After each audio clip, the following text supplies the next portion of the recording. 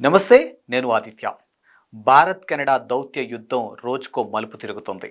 Canada ప్రధాని ఖలిస్తానీ టెర్రరిస్టులు ఒత్తిడికి లొంగినట్లు స్పష్టంగా కనిపిస్తోంది.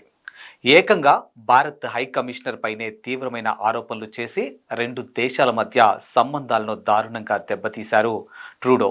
అయితే నిజ్జర్ హత్య కేసులో భారత్ను ఇరుకున పెట్టాలని ప్రయత్నించినటువంటి కెనడా ప్రధాని స్వదేశంలో అబాస్ పాలయ్యారు. తాజాగా నిజ్జర్ హత్యతో లారెన్స్ బిష్నోయ్ గ్యాంగ్ ని లింక్ చేసిన ఈ వ్యూహము బెడ్స్ కొట్టింది. ప్రధాని మోదీ నాయకత్వంలో భారత విదేశాంగ శాఖ ట్రూడో ఎత్తులకు పై ఎత్తులు వేస్తూ అడుగడుగునా చెక్ పెడుతుంది.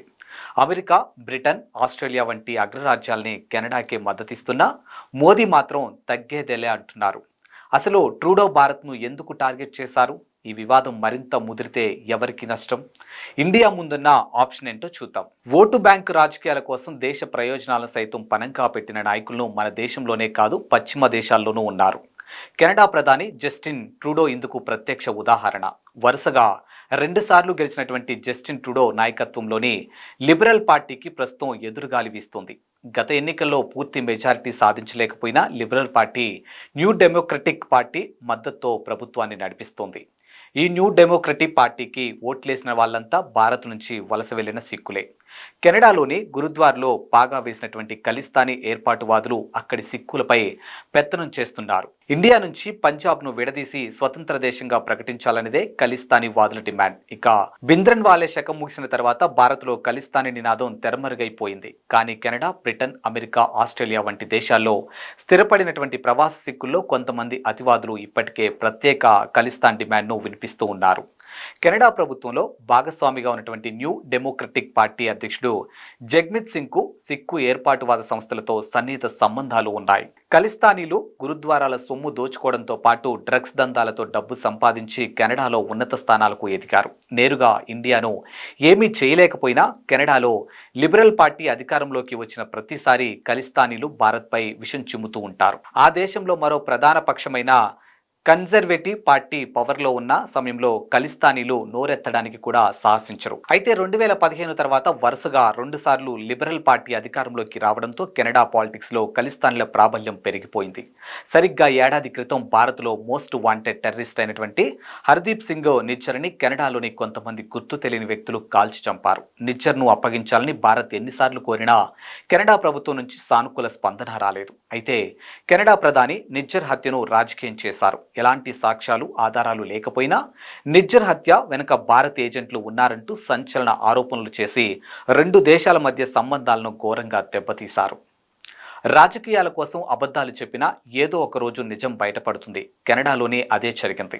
అక్కడి ఎన్నికలను ప్రభావితం చేయడానికి విదేశీ శక్తులు ప్రయత్నాలు చేస్తున్నాయని ఆరోపణలు వచ్చాయి. కెనడాలో తమకు అనుకూల ప్రభుత్వం అధికారంలోకి వచ్చే విధంగా చైనా, రష్యా, భారత్, పాకిస్తాన్ దేశాలు ప్రయత్నాలు చేస్తున్నాయని ప్రభుత్వ నివేదికలు తేల్చాయి. ఈ అంశంపై విచారణ కోసం కెనడా ప్రభుత్వం ప్రత్యేక ట్రైబ్యునల్ నియమించింది. ఈ ట్రైబ్యునల్ విచారణలో కెనడా ఎన్నికల్లో చైనా జోక్యం ఎక్కువగా ఉందని తెలిపింది. అయితే చైనా చేస్తున్న ఎలక్షన్ మ్యానిపులేషన్ లిబరల్ పార్టీకే ప్లస్ అవుతూ వస్తుంది. అందుకే ఈ విషయంలో లిబరల్ పార్టీ ప్రభుత్వాన్ని నడిపిస్తున్నటువంటి ప్రస్తుత కెనడా ప్రధాని జస్టిన్ ట్రూడో ఎలాంటి చర్యలు తీసుకోలేదు. అంతేగాక చైనా నుంచి ప్రజల దృష్టి మళ్లించడానికి నిజ్జర్ హత్య కేసును అడ్డం పెట్టుకుని భారత్ను టార్గెట్ చేశారని రాజకీయ విశ్లేషకులు భావిస్తూ ఉన్నారు. కెనడా ప్రధాని ట్రూడోను ఎలక్షన్ మ్యానిపులేషన్ విచారణ కమిటీ ప్రశ్నించింది. నిజ్జర్ హత్య కేసులో భారత్ ఏజెంట్ల పాత్ర ఉందని చెప్పే సాక్ష్యాల గురించి అడిగితే తమ దగ్గర సమాచారం తప్ప ఆధారాలు లేవని చెప్పారు ట్రూడో. దీంతో ఓటు బ్యాంకు రాజకీయాల కోసమే ట్రూడో నిజ్జర్ హత్యను భారత్పై నెట్టేందుకు ప్రయత్నిస్తున్నారని మన దేశం మొదటి నుంచి చేస్తున్నటువంటి వాదనే నిజమని రుజువైంది.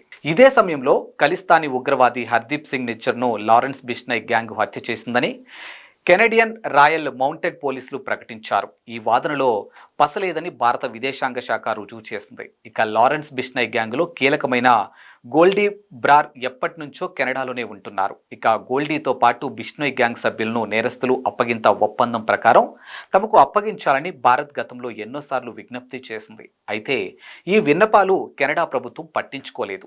లిబరల్ పార్టీ పాలు పోసి పెంచినటువంటి బిష్నోయ్ గ్యాంగ్ సభ్యులు భారత ప్రభుత్వం తరపున పనిచేస్తున్నారని చెప్పడం ద్వారా జస్టిన్ ట్రూడో అబాస్ పాలయ్యారు. మొత్తం మీద ఈ వ్యవహారంతో లిబరల్ పార్టీ మరింత బ్యాడ్ అయింది. ఇక దేశ ఆర్థిక వ్యవస్థను నాశనం చేయడంతో పాటు భారత్తో సంబంధాలను దెబ్బతీసుకునేందుకు టుడ్రో పదవి నుంచి దిగిపోవాలని సొంత పార్టీ నుంచి డిమాండ్లు వినిపిస్తున్నాయి.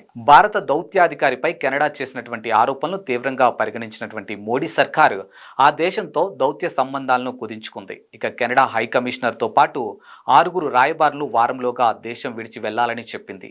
ఇప్పటి వరకు ఈ స్థాయిలో దౌత్య సంబంధాలు తగ్గించుకున్న దేశం ఒక్క పాకిస్తాన్ మాత్రమే. అంటే ఈ విషయాన్ని తాము ఎంత సీరియస్గా తీసుకుంటున్నామో మోదీ ప్రభుత్వం కుండ బద్దలు కొట్టింది. అమెరికా, బ్రిటన్, ఆస్ట్రేలియా, న్యూజిలాండ్ దేశాలు కెనడాకు మద్దతుగా నిలిచిన భారత్ ప్రభుత్వం ఏమాత్రం వెనక్కు తగ్గలేదు. మన వైపు చిన్న పొరపాటు లేకుండా మోదీ ప్రభుత్వం ఈ వివాదాన్ని డీల్ చేసిన విధానాన్ని దౌత్యవేత్తలు కొనియాడుతూ ఉన్నారు. ఇప్పుడు కెనడా ప్రధాని పట్టుదలకు పోయి భారత్పై మరిన్ని చర్యలకు దిగితే ఆ దేశ ఆర్థిక వ్యవస్థ తీవ్రంగా నష్టపోయే ప్రమాదం ఉంది. భారత్ నుంచి ఉన్నత విద్యాభ్యాసం కోసం ప్రతి ఏటా వేలాది మంది కెనడా వెళ్తున్నారు. వీరిని ఇతర దేశాలకు మళ్లించేందుకు భారత ప్రభుత్వం ప్రయత్నిస్తే కెనడా విద్యా వ్యవస్థ వేల కోట్ల రూపాయల ఆదాయం కోల్పోతుంది. మరోవైపు అమెరికా వ్యూహాత్మక భాగస్వామిగా ఉన్న భారత్ను కెనడా పూర్తిగా దూరం చేసుకోలేదు. ఈ నేపథ్యంలో కెనడా ప్రధాని జస్టిన్ ట్రూడో పరిస్థితి ముందు నుయ్యి వెనక గొయ్యి అన్నట్లుగా ఉంది.